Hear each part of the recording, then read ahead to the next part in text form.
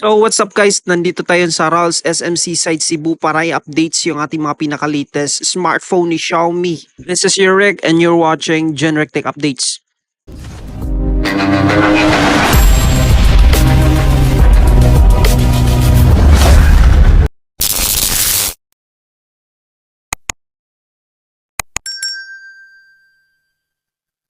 First, so magsisimula muna tayo dito sa ating entry level sa ating Xiaomi phones, si Redmi A3. So, ang naka-highlights na mga specifications niya, magsimula muna tayo dito sa ating display. So, sa ating display is meron po tayong 6.71 inch and naka 90 Hz sa kanyang refresh rate. And in terms of sa kanyang main camera sensor is meron po tayong 8 megapixel for the main camera. And also, meron tayong 5 megapixel for the selfie camera sensor. And also sa kanyang display is meron naka-IPS display na po siya. And sa kanyang battery capacity, aabot po ito ng 5,000 mAh of battery capacity. And sa kanyang sensor is meron po tayong fingerprint side sensor po. Ayan. So ito po yung available variant natin. For 364, meron po tayong 3,399. Ngayon ay meron na lang siyang last price up to 150 pesos. Ayan. Ito po yung ikalawang variant niya, 3,999. And then next, si Redmi 14C. So Redmi 14C natin is meron po tayong 50 megapixel for the main camera sensor. And sa kanyang display naman is meron po tayong IPS LCD display na merong 6.88 inch pa yung display. And meron po tayong display fingerprint sensor dito sa sides. And sa kanyang battery capacity na aabot sa up to 5,160 mAh of battery capacity. And naka-octa-core processor po ito. Ang naka-dictate po na processor nito is naka MediaTek Helio G81 Ultra. So, meron po tayong 180 Hz sa kanyang refresh rate. Ito po yung kanyang display, IPS LCD, na aabot sa 450 peak of brightness. So, ito po yung naka-highlights ng mga features niya. Sample natin.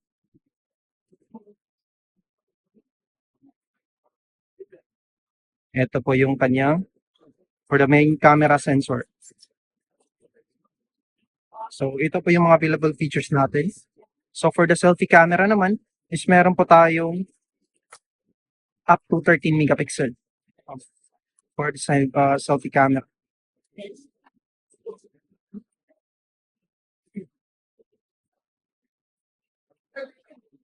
So, next naman tayo. So, punta naman tayo dito kay Redmi 13. So, variants naman niya, ito po yung naka-highlights niya. So, for the 8128, meron po tayo 4,999. For the 12128, meron po tayong 5,999. For the 16256, meron po tayong 6,999. So, ito po yung kanyang full specifications. Naka-highlight sa kanya. So, next naman po tayo. So, Redmi 13. So, Redmi 13, meron po tayong meron po siyang isang variant dito. Meron po tayong 8+8 na RAM and 256 internal storage at the price of 7,999. Ito po yung kanyang main camera sensor. Meron po tayong 108 megapixel with 2 megapixel sa kanyang macro lens.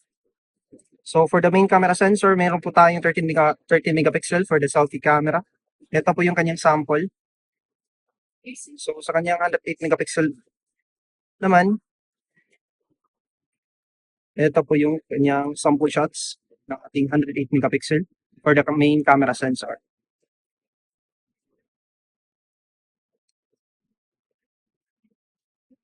So, maganda na yung kanyang quality.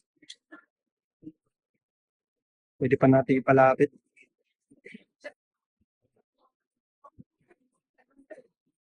Sa kanyang refresh rate naman, is aabot po to ng up to 90 Hz sa kanyang refresh rate na may display na hanggang 6.79 inch.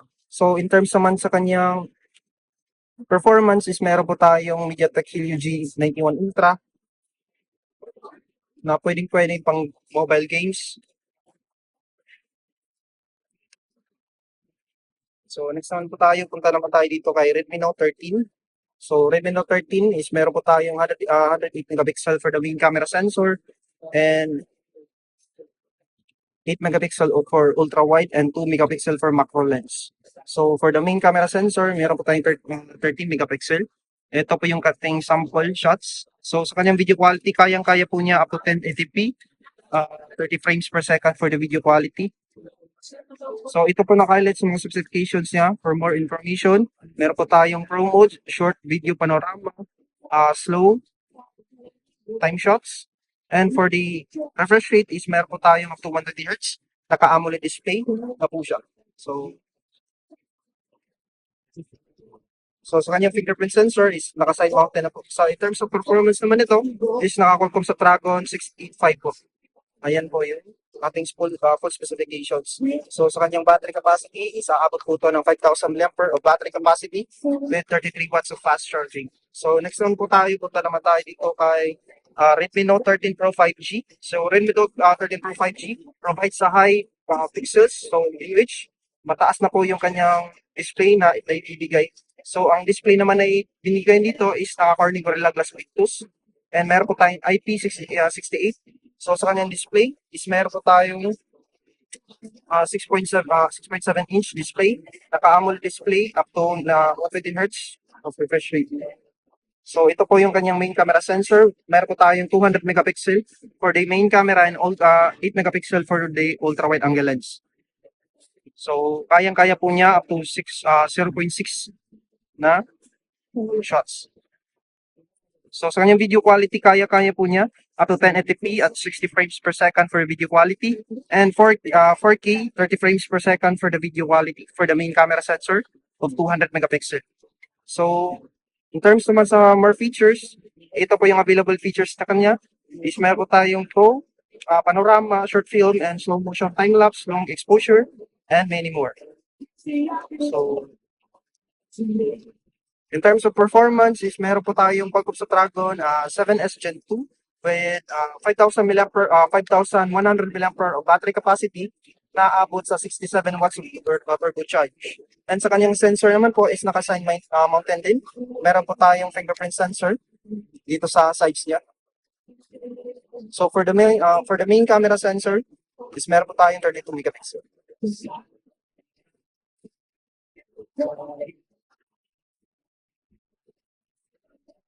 So next naman po tayo, punta naman tayo dito kay Redmi Note 13 Pro Plus 5G.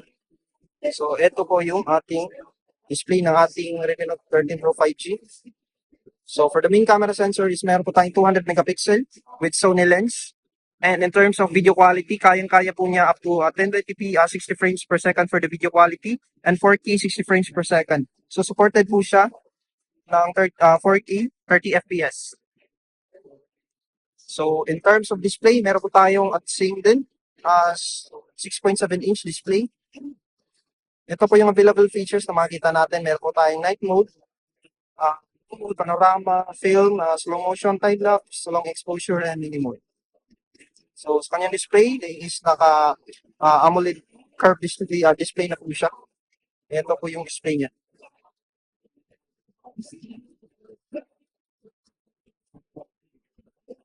So ito po yung variant na available nila. By the way, ito pala yung variant ng ating yung una. So 8 plus 8 to 56 for the first variant of 60,029. For the second variant of 12,000, 12 gigs of RAM and 512 internal storage. Ito po yung available variant yan. So next naman tayo, punta naman tayo dito sa Xiaomi 14T. So si Xiaomi 14T, ang kanyang main camera sensor is meron po tayong 50 megapixel for the Leica camera lens with Sony sensor, Sony IMX 907 supported at 4K, 60 frames per second na video quality. And also kayang-kaya po niya up to 1080p 60 frames per second for the video quality. So supported po to ng up to 4K telephoto lens for the main camera sensor of 50 megapixel. And also for ultra-wide angle lens, kayang-kaya po niya up to 0.6. So for the selfie camera is meron po tayong 32 megapixel. And for the display is meron po tayong 6.7 inch and up to 144 Hz sa kanyang refresh rate. And in terms of kanyang display is meron po tayong AMOLED display. Ito po yung kanyang main camera sensor na Leica lens 15 megapixel. Meron po tayong dalawang pagpilian dito. For photography shots, meron po tayong authentic. And gusto niya man for more maganda yung color. May HDR, ito po yung ating Leica Viva. So for available features, meron po tayo dito night mode, 15 megapixel sensor and short video with panorama, slow motion dual and time lapse, long exposure and director. So for the main selfie camera, ito po yung kanyang quality.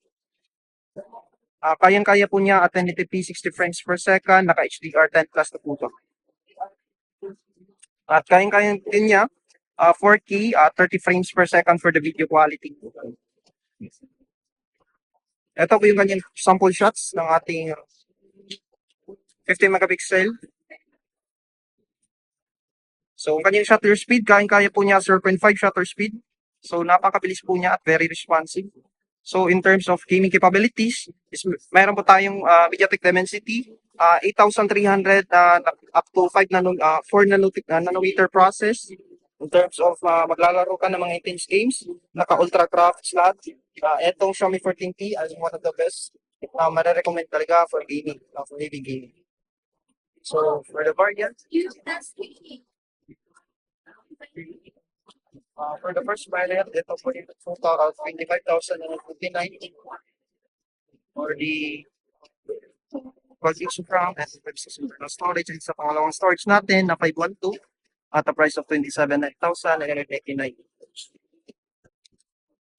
So for the next, ito naman but not the least, is the Redmi Note Pad Pro Fan Made Bigger. So ito po yung mga specifications niya. So sa ating main camera sensor is meron po tayong 8 megapixel for the selfie camera nito. And yung display naman dito is aabot po siya ng 12.1 inch na display na merong 120 Hz sa kanyang refresh rate. And sa kanyang display naaabot sa 2.K display na resolution. So powered by HyperOS. Sa kanyang performance naman is nakakalkom sa Dragon 7S Gen 2. So mobile platform with 10,000 mAh of battery capacity and supported din siya ng 33 watts of fast charging. So ito po yung kanyang main camera. And for the selfie camera naman, ito po. So ito po yung first price niya. At the first variant of 14,999, meron po tayong 16 gigs of RAM and 128 internal storage. For the second variant naman, is meron po tayong 8 at 256.